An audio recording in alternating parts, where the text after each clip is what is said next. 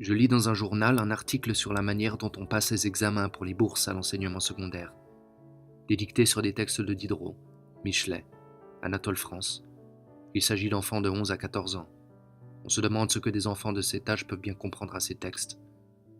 L'auteur de l'article cite certaines fautes relevées dans les copies des candidats. L'un écrit encore sans E, et un examinateur a fait remarquer qu'il a pu lire le mot écrit ainsi dans une poésie. L'autre met été au féminin et écrit cet été. Un autre encore écrit promenade avec 2 N. Pour l'oral, on demande au même candidat de définir le sens de ceci. Oiseau, fils de la lumière, qu'il a réfléchi dans ton champ, ce qui est purement du charabia et complètement inintelligible. On voit par le genre de fautes ci-dessus que les candidats en question sont encore pour la plupart de petits ânes, ce dont ils sont bien excusables à l'âge qu'ils ont. Il est bien probable qu'ils le resteront, même s'ils sont plus brillants dans la suite dans d'autres examens et enlèvent de hautes mains diplôme sur diplôme. Le monde est plein d'individus qui ont remporté les plus brillants succès dans des examens et qui sont des ignorants et des sots complets, ne connaissant rien, incapables de rien juger par eux-mêmes, qui ont complètement oublié ce qu'ils ont su pendant quelques heures et qui n'ont pas appris un iota depuis qu'ils ont été livrés à eux-mêmes. L'instruction apprise ne prouve rien, ne rime à rien, est complètement inutile, pour ne pas dire malfaisante, et ne fera jamais d'un imbécile un homme intelligent, d'un cerveau obtus un cerveau actif, et d'un être sans compréhension un être capable de jugement personnel. La seule instruction qui compte et qui donne des fruits, c'est celle qu'on se donne soi-même, car seule elle prouve chez un individu le désir de savoir et l'aptitude au savoir.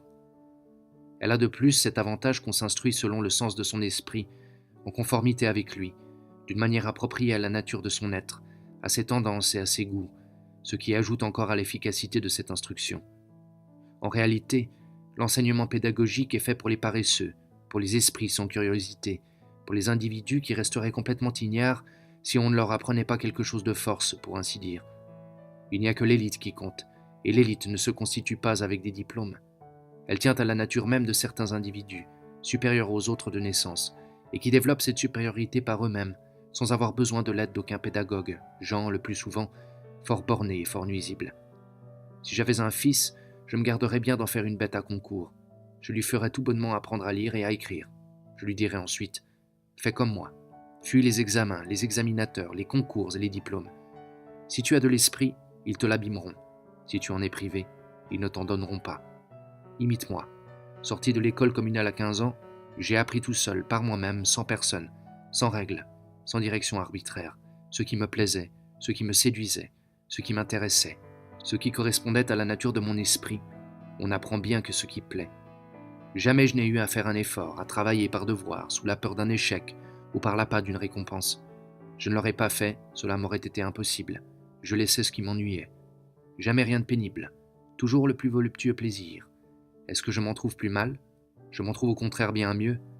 Qui ne sait rien apprendre, découvrir et comprendre par soi-même ne sera jamais qu'un sot dans toute l'acception du terme. Ainsi je lui parlerais. S'il avait en lui le besoin de connaître, de savoir, la curiosité de découvrir et de comprendre, je serais tranquille sur son compte. Si au contraire c'était une petite bûche au cerveau fermé et qu'il soit destiné à devenir ce que sont la plupart des hommes, je l'en laisserais libre et ce ne serait pas grand dommage. J'aime mieux un âne qui est bien un âne qu'un âne qui fait la roue avec ses diplômes.